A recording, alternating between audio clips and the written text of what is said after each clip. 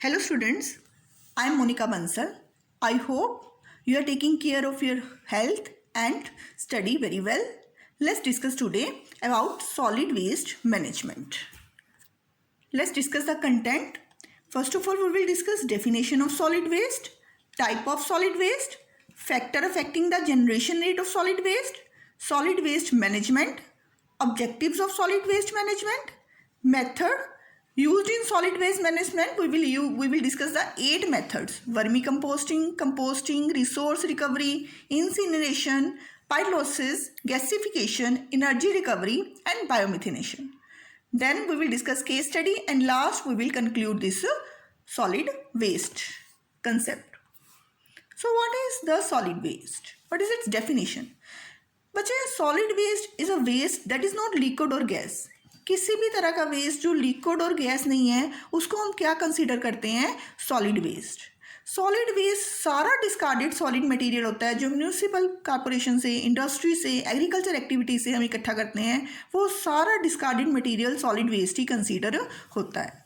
और solid waste इतना ही नहीं, हाउस होल्ड गार्बेज जितना भी है, फूड वेस्ट जितना भी है, यार्ड वेस्ट जितना भी है, और जितना भी कंस्ट्रक्शन डेब्रिज वगैरह के लिए जितना भी वेस्ट है वो सारा भी सॉलिड वेस्ट ही कंसीडर किया जाता है.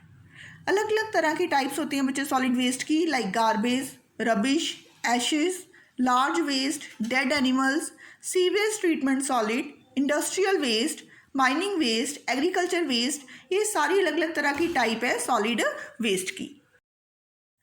स्टूडेंट्स, 3 तरह से सॉलिड वेस्ट को क्लासीफाई किया गया है. First of all municipal solid waste, industrial solid waste and hazardous solid waste. Municipal solid waste में क्या क्या आ जाता है? जो सारा सॉलिड वेस्ट होम से निकलता है, इंस्टीट्यूशन से निकलता है, स्मॉल बिजनेस से निकलता है, सारा वेस्ट म्यूनिसिपल सॉलिड वेस्ट में कंसीडर किया जाता है. इंडस्ट्रियल सॉलिड वेस्ट में जो इंडस्ट्री से निकलता है सामान, जितना भी माइनिंग से, पेट्रोलियम एक्सट्रैक्शन से, एग्रीकल्चर से, ये सारा का सारा इंडस्ट्रियल सॉलिड वेस्ट में कंसीडर होता है. हैजार्डस सॉलिड वेस्ट जो कि बहुत ज़्यादा टॉक्सिक होता है, केमिकली रिएक्टिव होता है, जो केमिकली रिएक्शन शो करता है, जो फ्लेमेबल, जल्दी जो बर्न हो सकता है, क्रोसिव, ये सारा का सारा हैजार्डस सॉलिड वेस्ट में आ जाता है. नेक्स्ट 2 तरह की और टाइप है सॉलिड वेस्ट की. पहली क्या है? ऑर्गेनिक वेस्ट, एंड सेकंड क्या है? Inorganic waste. ऑर्गेनिक वेस्ट क्या होता है? वो वेस्ट जो जल्दी डिकम्पोज हो जाता है टाइम के साथ. और इस वेस्ट की सबसे हार्मफुल चीज़ क्या है? इसमें से गैसेस, हार्मफुल गैसेस रिलीज होती हैं. स्मेल, बहुत ज़्यादा स्मेल ये क्या करता है? प्रोड्यूस करता है, जिसकी वजह से बहुत सारी डिजीज़ क्रिएट हो सकती है, डिजीज़ लग सकते हैं ह्यूमन बींग को. अब ऐसी सॉलिड वेस्ट पड़ा है, डिकम्पोज हो रहा है, तो मॉस्किटोज, फ्लाइज वगैरह आती हैं और वो भी डिजीज़, टाइफाइड, डायरिया वगैरह स्प्रेड करती हैं. इनऑर्गेनिक सॉलिड वेस्ट जो है जो जल्दी डिकम्पोज नहीं होता, जैसे कि कोई मेटल पीस हो गया, या फिर मेटल कंटेनर हो गया, ब्रोकन ग्लास हो गया, वेस्ट बिल्डिंग मटेरियल हो गया, ये सारा का सारा इनऑर्गेनिक वेस्ट में आता है. इसकी एक यूज़फुल चीज़ है कि इसमें से कोई हार्मफुल गैस नहीं निकलती, ना इसमें से स्मेल आती है. सो ये डिजीज़ तो प्रोड्यूस नहीं करता, बट इसका सबसे ज़्यादा हार्मफुल इफेक्ट क्या है? ये कभी डिकम्पोज नहीं होता, एज इट इज़ एनवायरनमेंट में ऐसे ही पड़ा रहता है. Next, what are the factors which affect the generation rate of solid waste. जैसे कि फर्स्ट ऑफ ऑल फैक्टर कौन सा है? जियोग्राफिकल लोकेशन, किस तरह के एरिया में, शहर के किस तरह के एरिया में सॉलिड वेस्ट पड़ा हुआ है और कितना प्रोड्यूस हो रहा है. सीजन ऑफ द ईयर, कौन से सीजन में सॉलिड वेस्ट प्रोड्यूस हो रहा है ज़्यादा. फ्रीक्वेंसी ऑफ कलेक्शन, जो म्यूनिसिपल कॉर्पोरेशन वाले हैं वो कितनी तेज़ी से सॉलिड वेस्ट को कलेक्ट कर रहे हैं. नेक्स्ट, करेक्टरिस्टिक ऑफ पॉपुलेशन, किस तरह की पॉपुलेशन जो है उस एरिया में सर्वाइव कर रही है, रह रही है. इलिटरेट पॉपुलेशन रह रही है, एजुकेटेड पॉपुलेशन रह रही है.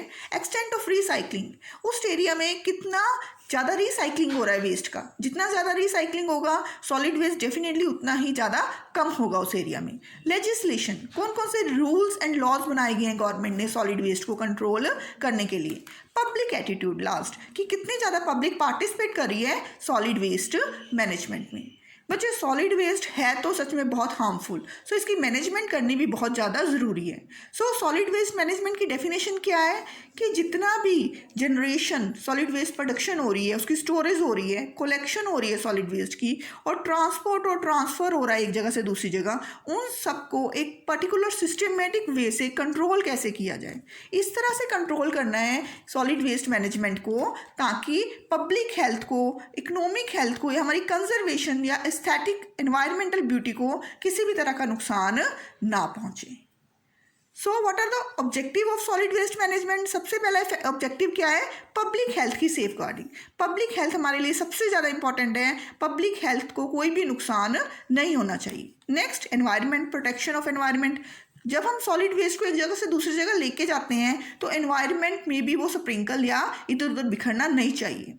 Transfer and treatment of waste, कहता है कि जब हम ट्रांसफ़र करते हैं वेस्ट को और उसका ट्रीटमेंट करते हैं तो उससे बहुत सारी एनर्जी प्रोड्यूस होती है।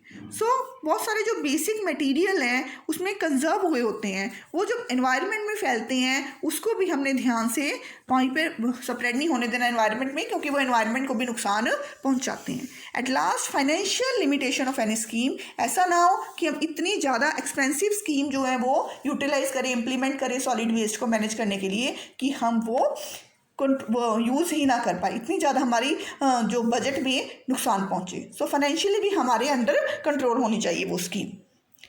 नेक्स्ट, बहुत तरह के मेथड्स हैं सॉलिड वेस्ट मैनेजमेंट के लिए। 8 मेथड हम डिस्कस करेंगे डिटेल में। Vermicomposting, composting, resource recovery, incineration, pyrolysis, gasification, energy recovery and biomethanation. One by one हम डिस्कस करेंगे। सो फर्स्ट ऑफ ऑल हम सबसे पहला मेथड डिस्कस कर रहे हैं वर्मी कंपोस्टिंग। वर्मी कंपोस्टिंग क्या है बच्चे? इसमें जितना भी सॉलिड वेस्ट है, डिकम्पोजेबल सॉलिड वेस्ट है जितना भी, वो हम कूल मॉइस्ट सैडी प्लेस पे इकट्ठा कर लेते हैं, कलेक्ट कर लेते हैं। जैसे काउ डंग हो गया, चॉप्ड ड्राई लीव्स हो गई, या कोई भी डोमेस्टिक वेस्ट हो गया, उसको सबको हमने इकट्ठा कर लिया। काउ डंग और चॉप्ड ड्राई लीव्स को हमने लिया है 3:1 की रेशो में। उसको ऐसे ही हम अर्थवर्म वहाँ पे फेंक देते हैं, अर्थवर्म वहाँ पे डाल देते हैं बहुत सारे, 15 to 20 डेज़ के लिए उसको डिकम्पोज होने देते हैं और वहाँ पे लेयर बन जाती है, बेड्स बन जाती हैं 15 to 20 सेंटीमीटर के। उस बेडिंग शीट्स को, उस बेडिंग मटेरियल को हम एज अ एग्रीकल्चर के लिए भी यूज़ कर सकते हैं। नेक्स्ट, प्रिकॉशन क्या क्या होनी चाहिए वर्मी कंपोस्टिंग में? वर्मी कंपोस्टिंग में जब हम अर्थवर्म वगैरह डालते हैं तो अर्थवर्म अपने आप उस सॉलिड वेस्ट को डिकम्पोज करते रहते हैं और अपने आप सॉलिड वेस्ट डिकम्पोज हो जाता है। इसके लिए हमें बहुत सारी प्रिकॉशन लेनी चाहिए। फर्स्ट ऑफ ऑल क्या है, जो हम हीप बनाते हैं सॉलिड वेस्ट का, उसको हम प्लास्टिक की शीट के साथ कवर नहीं करेंगे, क्योंकि अगर हम प्लास्टिक की शीट के साथ कवर करेंगे तो अर्थवर्म जो है उनको बहुत ज़्यादा नुकसान होगा, उसको एयर नहीं मिलेगी, सो वो डाई भी हो सकते हैं। टेम्परेचर एक प्रॉपर होना चाहिए। वर्मी कंपोस्ट हीप जो है वो ओवरलोडेड नहीं होनी चाहिए। ऐसा ना हो कि बहुत सारी ओवरलोडेड हो जाए वर्मी कंपोस्ट हीप और आसपास में स्प्रेड हो जाए स्मेल और हार्मफुल गैसेस। ऑप्टिमम मॉइस्चर बहुत ज़रूरी है इस वर्मी कंपोस्टिंग के लिए। सो पर्टिकुलर लेवल होना चाहिए मॉइस्चर का। नेक्स्ट क्या है, कोई भी एसिड रिच सब्सटेंस इसमें ऐड नहीं होना चाहिए, क्योंकि कोई भी एसिड रिच सब्सटेंस अगर इसमें ऐड हुआ तो वो अर्थवर्म को नुकसान पहुंचा सकता है। लास्ट, इस सॉलिड वेस्ट को जो भी हम कंपोस्टिंग कर रहे हैं, वर्मी कंपोस्टिंग कर रहे हैं, उसको रेड आंट्स एंड रैट्स वगैरह जो हैं उसमें चले जाते हैं, पर उससे अवॉइड करना चाहिए। कोई भी रैट्स, कोई भी आंट्स वगैरह उसमें ऐड नहीं जाना चाहिए, कोई भी उसको रोकना चाहिए। बेनिफिट ऑफ वर्मी कंपोस्टिंग के बहुत सारे बेनिफिट भी हैं। वो जो लास्ट में मैन्योर बन जाता है आफ्टर 20-25 डेज, वो मैन्योर को हम यूज़ कर सकते हैं एग्रीकल्चर के लिए। बहुत तरह के फ्लावर्स, फ्रूट्स वगैरह प्रोड्यूस होते हैं उससे। सॉइल स्ट्रक्चर, बहुत अच्छा सॉइल स्ट्रक्चर बन जाता है अगर हम उस मैन्योर को सॉइल में ऐड करते हैं। रूट बहुत अच्छी तरह से वो क्या कर सकते हैं, होल्ड कर सकते हैं रूट को, और बहुत अच्छी तरह की प्लांट की ग्रोथ हो सकती है इस वर्मी कंपोस्टिंग मैन्योर से। Root elongation for better uptake, वो हमने कर चुका है कि रूट को बड़ी अच्छी तरह से वो होल्ड कर सकती है सॉइल। वीड सीड, कहता जो सीड्स होते हैं वो वीड के बिल्कुल फ्री होते हैं, हार्मफुल पैथोजन जो है इस वर्मी कंपोस्टिंग मैन्योर को नहीं कुछ अटैक कर सकते। सो बड़ी अच्छी तरह की सॉइल हमारे पास आ सकती है। एटमॉस्फेरिक नाइट्रोजन को भी फिक्स करती हैं ये, इसमें बहुत सारे जो बैक्टीरिया होते हैं लास्ट में जो मैन्योर बचता है उसमें। फॉस्फेट वगैरह जो है स्लोबिलाइजेशन हो जाती है अपने आप। वो बैक्टीरिया, उसमें इस तरह के बैक्टीरिया होते हैं कि एटमॉस्फेयर से फॉस्फेट लेते हैं और अपने आप फॉस्फेट को डिसॉल्व करके सॉइल को फॉस्फेट रिच बना देते हैं। इसके अलावा फ्रेश वर्मी कंपोस्ट जो होती है, मैन्योर होती है, वो वार्म पॉपुलेशन तो इंक्रीज करती है अर्थवर्म की जो पॉपुलेशन होती है, जिसकी वजह से सॉइल की फर्टिलिटी और इंक्रीज हो जाती है। वाटर रिटेंशन कैपेसिटी और एरेशन कैपेसिटी उस सॉइल में सबसे ज़्यादा होती है, जो कि एग्रीकल्चर के लिए सॉइल की 2 बेस्ट क्वालिटीज़ हैं। इसके अलावा कहता मार्केटेबल प्रोडक्ट बन जाता है सॉइल का, जो हम एग्रीकल्चर की क्वालिटी को इम्प्रूव करने के लिए बेच सकते हैं। न्यूट्रिएंट्स, कहता धीरे धीरे ये vermi composting manure nutrient release करता है सॉइल में। सो सॉइल क्या हो जाती है, न्यूट्रिएंट रिच हो जाती है। नेक्स्ट मेथड जो सॉइल वेस्ट मैनेजमेंट का हम करने जा रहे हैं that is a composting. Composting में क्या होता है कि हम एज इट इज़ सारे ऑर्गेनिक सॉलिड वेस्ट को इकट्ठा कर लेते हैं, बट इसमें हम अर्थवॉर्म वगैरह नहीं ऐड करते। ये छोटे छोटे माइक्रो ऑर्गेनिज्म से अपने आप ही डिकम्पोज होता रहता है। जो सेपरेटेड कंपोस्ट वेस्ट है इसको हम अंडरग्राउंड भी डंप कर सकते हैं, यानी कि सॉलिड वेस्ट को अंडरग्राउंड भी डंप कर सकते हैं या एज इट इज़ लैंड के ऊपर भी कलेक्ट कर सकते हैं। बहुत सारे माइक्रो ऑर्गेनिजम्स हैं जो डिकम्पोज करते हैं। कौन कौन से माइक्रो ऑर्गेनिज्म? मोस्टली एक्टिनोमाइसिटीज, जो फंजाई एक्टिनोमाइसिटीज, वो सबसे ज़्यादा एक्टिव पार्टिसिपेट करती है डिकम्पोजिशन के लिए in the composting method. Benefit क्या है कंपोस्टिंग के? सॉइल को बहुत सारे न्यूट्रिएंट्स प्रोवाइड करती है, सॉइल ऑर्गेनिज्म के लिए बहुत सारा बेनिफिट है इसका। नेक्स्ट, सॉइल को सॉइल इरोजन से बचाती है। सॉइल को क्या कर देती है? इकट्ठा कर देती है। इकट्ठा मतलब स्टिकी कर देती है, जिसकी वजह से सॉइल के पार्टिकल एक दूसरे से चिपके रहते हैं और सॉइल इरोजन नहीं हो पाता जल्दी से। सॉइल पोल्यूशन को भी बहुत ज़्यादा ये बचाती है कंपोस्टिंग मैन्योर जो बनती है। थर्ड मेथड हम डिस्कस करेंगे रिसोर्स रिकवरी। रिसोर्स रिकवरी क्या है कि बहुत सारे इकोनॉमिक बेनिफिट्स हैं जो हम इस सॉलिड वेस्ट मैनेजमेंट से ऑब्टेन कर सकते हैं। रिसोर्स रिकवरी क्या होता है कि किसी भी चीज़ को दोबारा से हम यूज़ कर सकते हैं, रीयूज़ इसमें आ जाता है। Being use for same purpose, कोई भी जैसे सॉलिड वेस्ट है हम उसको फेंकने के बजाय उसको दोबारा से हम क्या कर सकते हैं? यूज़ कर सकते हैं। रिसाइकलिंग सेकंड आ जाता है। रिसाइकलिंग में क्या है कि उस चीज़ को फेंकना नहीं है, उसको बार बार रिसाइकल के लिए दे दो ताकि नेक्स्ट कोई नई चीज़ बन जाए। नई चीज़ जो बनेगी रिसाइकलिंग के बाद वो डेफिनेटली इन्फीरियर क्वालिटी की होगी, बट वो वेस्ट नहीं होएगा, एज इट इज़ हम उसको यूज़ कर सकते हैं। कन्वर्जन, कोई भी सॉलिड वेस्ट को हम एक चीज़ से दूसरी चीज़ में, नई चीज़ में कन्वर्ट कर सकते हैं। सो इस तरह से रीयूज़, रिसाइकलिंग, कन्वर्जन, ये सारे मेथड आ जाते हैं रिसोर्स रिकवरी में, जो कि सॉलिड वेस्ट को बहुत हद तक कम करते हैं। नेक्स्ट, इंसिनेशन। इंसिनेशन क्या होता है बच्चे कि बहुत सारा सॉलिड वेस्ट एक जगह पे इकट्ठा करके उसको in the presence of oxygen, incineration का क्या मतलब होता है? In the presence of oxygen हमने क्या कर देना है? हाई टेम्परेचर पे उसको डिकम्पोज होने देना है, जला देना है उसको। इसका एडवांटेजेस क्या है कि एक तो वेस्ट जब सारा जल जाएगा तो उसका जो बल्क है वो कम हो जाएगा, बल्क कम हो जाएगा। लार्ज वेस्ट जो है वो लैंडफिल एरिया में जब हम जलाते हैं, उसको एकोमोडेट करते हैं, तो लैंड रिक्वायरमेंट जो है उसके लिए कम रहेगी। जैसे बहुत सारे, अगर हम कुछ 10 क्विंटल्स के लिए, सॉलिड वेस्ट के लिए ज़्यादा लैंड चाहिए, जब हम उसको बंद कर देंगे 10 क्विंटल को, तो वो सिर्फ एटलीस्ट 1 क्विंटल रह जाएगा, 1/10 रह जाएगा। तो उसको स्टोर करने के लिए कम लैंड चाहिए। सो इसके एडवांटेज, सबसे बड़ी एडवांटेज क्या है कि जब हम सॉलिड वेस्ट को इन the presence of oxygen burn करते हैं हाई टेम्परेचर पे, तो उसका बल्क जो है, उसकी अमाउंट, उसका वॉल्यूम क्या हो जाता है? बहुत कम रह जाता है, जिसकी वजह से हम उसको स्टोर कर सकते हैं ईजिली। फिफ्थ मेथड क्या है? पायरोलाइसिस। पायरोलाइसिस में क्या है? हम सॉलिड वेस्ट को एक जगह पे इकट्ठा करते हैं, but in the absence of oxygen, oxygen नहीं होनी चाहिए, इन द एब्सेंस ऑफ ऑक्सीजन हम सॉलिड वेस्ट को ऐसे ही डिकम्पोज होने देते हैं। ठीक है जी। वो सॉलिड वेस्ट किस में चेंज हो जाता है? सॉलिड चार्ट में चेंज हो जाता है, सॉलिड पार्टिकल्स में, जैसे बहुत सारे मैन्योर में लिक्विड, बहुत सारे लिक्विड उसमें प्रोड्यूस होते हैं डिकम्पोजिशन के दौरान, गैसेस प्रोड्यूस होती हैं। तो इस तरह के 3 तरह के प्रोडक्ट प्रोड्यूस होते हैं, लिक्विड, सॉलिड एंड गैस, जो कि यूजफुल होते हैं। नेक्स्ट कहता है इसमें से डिपेंड करता है कि बायोमास, कितना बायोमास है सॉलिड वेस्ट का, वेपर, सॉलिड रेजिडेंस टाइम, कि किस तरह के वेपर्स और सॉलिड पार्टिकल निकल रहे हैं, उस तरह का टेम्परेचर हमने दिया है पायरोलाइसिस के थ्रू। सो जब हम किसी भी तरह के बहुत सारे सॉलिड वेस्ट को इन द एब्सेंस ऑफ ऑक्सीजन और एयर डिकम्पोज होने देते हैं इन the presence of micro organism, तो 3 चीज़ें प्रोड्यूस होती हैं। एक तो सॉलिड मैन्योर एज अ, उसके बाद बहुत सारा लिक्विड प्रोड्यूस होता है और गैस प्रोड्यूस होती है। तीनों चीज़ें क्या होती हैं? यूज़फुल होती हैं हमारे लिए। हम नेक्स्ट बाकी किसी अदर पर्पसेस के लिए ये तीनों चीज़ें यूज़ कर सकते हैं। 6th मेथड क्या है? गैसिफिकेशन। गैसिफिकेशन में क्या है कि हम सॉलिड वेस्ट को एक जगह इकट्ठा करके, बहुत सारे बायोमास को इकट्ठा करके, कार्बोनेशियस बायोमास को ऑक्सीजन डेफिशिएंट एरिया में, डेफिनेटली इसमें भी ऑक्सीजन कम होनी चाहिए, उसको किसी गैस में कन्वर्ट करते हैं। आप लोगों ने सुना होगा बायोगैस प्लांट्स के बारे में। सो ये गैसिफिकेशन उसी का टाइप है बायोगैस प्लांट्स का। बायोगैस प्लांट में आपने देखा भी होगा बहुत सारे बायोगैस प्लांट, कि बहुत सारे हम सीवेज को या काऊ डंग को बायोगैस प्लांट में डाल देते हैं और माइक्रो ऑर्गेनिज्म को डाल देते हैं, और in the absence of oxygen वो धीरे धीरे डिकम्पोज होते रहते हैं और मीथेन गैस और कार्बन डाइऑक्साइड गैस प्रोड्यूस करते हैं। ये जो मीथेन गैस और कार्बन डाइऑक्साइड गैस है और बहुत सारी और गैसेज हैं, it is it produces the biogas, और biogas as a fuel use कर सकते हैं हम, किसके लिए, लोगों के घरों तक लेके जाते हैं पाइप्स लाइन के थ्रू, तो एज अ फ्यूल यूज़ होता है। और इसके बाद जो स्लरी बचती है उसको हम एज अ मैन्योर भी यूज़ कर सकते हैं। So gasification is also one of the best method for solid waste management. Next कौन सा, एनर्जी रिकवरी।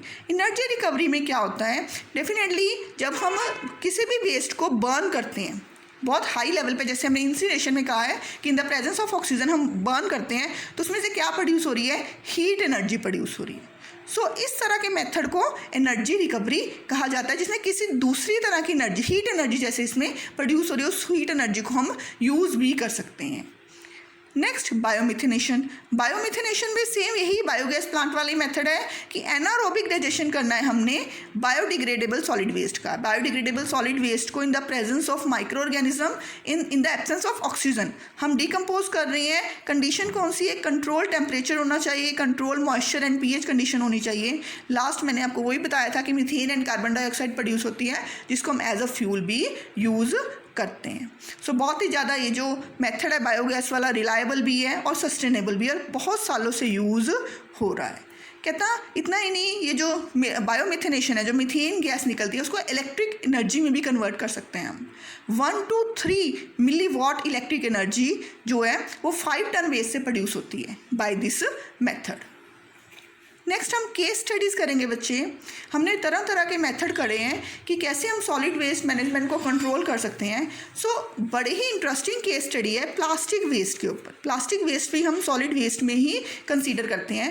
एक केस स्टडी में क्या था, एक टाइम पे ऐसा था कि जो प्लास्टिक वेस्ट है वो हद से ज़्यादा बढ़ गया था, बहुत बढ़ गया था प्लास्टिक वेस्ट, उसकी अमाउंट इतनी ज़्यादा इंक्रीज़ हो गई थी।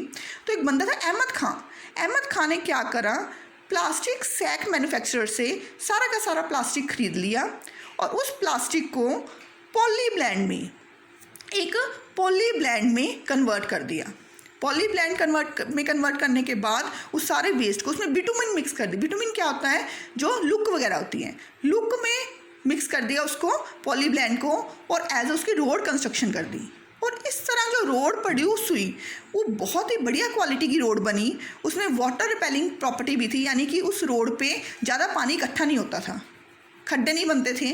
सो बहुत ही अच्छी क्वालिटी की रोड्स बनी, बड़ी हाईली वो क्या थी, रिलायबल भी थी और बड़ी ही यूज़फुल रोड बनी। सो इस तरह से प्लास्टिक वेस्ट का उसने बड़ा ही अच्छा ट्रीटमेंट कर दिया, उसको पॉलीब्लेंड में कन्वर्ट करके और बिटुमिन में मिक्स करके उसकी रोड कंस्ट्रक्शन कर दी। सो बहुत ही फ़ायदा भी हुआ इससे उस अहमद खां को। Next case study organic farming की है। ऐसे ही एक बंदा था, क्या नाम था उसका, सोनीपत का रमेश चंद्र डगर, हरियाणा का था वो। उसने क्या किया, न्यूट्रिएंट साइक्लिंग शुरू कर दी। न्यूट्रिएंट साइक्लिंग कैसे, जैसे कि उसने बहुत सारी जो है मैनेजमेंट इकट्ठी, इंटीग्रेटेड मैनेजमेंट कर दी। कैसे, बी कीपिंग करी उसने, dairy management, water harvesting, composting, ये सारी प्रोसेसेस करनी शुरू कर दी। और इसमें से जो एक चीज़ में से एक बी कीपिंग का जो वेस्ट था वो नेक्स्ट के लिए यूज़ करना शुरू कर दिया, नेक्स्ट का वेस्ट था वो नेक्स्ट उसके प्रोसेस के लिए यूज़ करना शुरू कर दिया। जैसे डेयरी मैनेजमेंट में से जो काउ डंग बचता था उसमें से उसने एज अ मैन्योर एग्रीकल्चर करनी शुरू कर दी। बी कीपिंग के थ्रू जो बीज थी वो एक तो एग्रीकल्चर की क्या करती थी, पॉलिनेशन करती थी, एक उसको हनी प्रोड्यूस होता था। वाटर हार्वेस्टिंग से उसको वाटर जो है वो क्या करना शुरू कर दिया, उसने इकट्ठा करना शुरू कर दिया जो उसको एग्रीकल्चर के काम आता था। सो ऐसे ही वो एक चीज़ के वेस्ट को दूसरी प्रोसेस में यूज़ करता था और एट लास्ट उसके पास कुछ भी वेस्ट नहीं बचता था। सो बहुत ही ज़्यादा यूज़फुल और बहुत ही ज़्यादा पॉपुलर एक केस स्टडी हुई ऑर्गेनिक फार्मिंग की। 5000 फार्मर इसके साथ जुड़ गए, बंदे के साथ, रमेश चंद्र डगर के साथ, और इन्होंने एक हरियाणा किसान वेलफेयर क्लब बनाया। क्लब का क्या नाम था, हरियाणा किसान वेलफेयर क्लब, जिसमें 5000 फार्मर ने मेंबरशिप ली और ये सारी जो ऑर्गेनिक फार्मिंग की प्रोसेस थी वो अडॉप्ट करी और इम्प्लीमेंट करी और बहुत ही ज़्यादा उनको फ़ायदा भी हुआ। कंक्लूज़न क्या निकालेंगे हम सॉलिड वेस्ट मैनेजमेंट से, कि सॉलिड वेस्ट मैनेजमेंट डेफिनेटली बहुत ही ज़्यादा हैज़ार्डस है, हार्मफुल है, बहुत सारी डिजीज़ क्रिएट करता है। अर्थ पे डे बाय डे क्या हो रहा है, ये इंक्रीज़ हो रहा है, पर हमें कुछ ऐसी सॉलिड वेस्ट मैनेजमेंट करना चाहिए कि इसको ख़त्म करना चाहिए। ठीक है जी। सो हमें 3R का यूज़ करना चाहिए। 10th में आपने पढ़ा होगा 3R क्या है, रीयूज़, रिड्यूस एंड रिसाइकल।